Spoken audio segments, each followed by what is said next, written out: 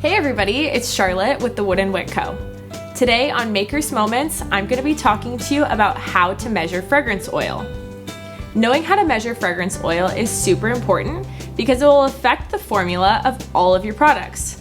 Whether you're making candles, room sprays, diffusers, soaps, or any other product with fragrance, you need to know how to measure your fragrance oil. You're going to need a few supplies. First, a digital scale. You can buy one on woodenwick.com.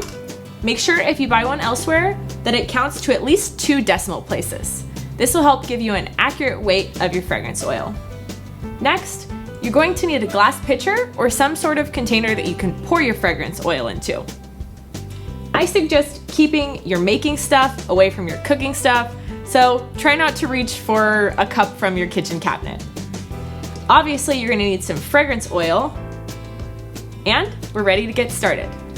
So, simply turn on your scale, place your pitcher or whatever you're going to use to hold your fragrance onto your scale.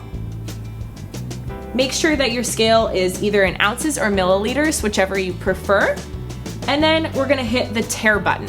What that's gonna do is eliminate the weight of whatever pitcher or object you're using to hold your fragrance oil. Then you can simply pour in your fragrance oil to the total desired amount that you need. So, why do we weigh fragrance oil instead of by volume? Good question.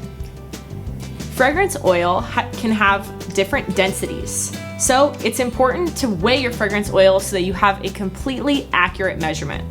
This is going to give you the most reliable information when you're creating a product and give you consistent results time after time again. Thanks so much for watching, and don't forget to subscribe to our channel for all the latest makers tips and tricks. Happy making!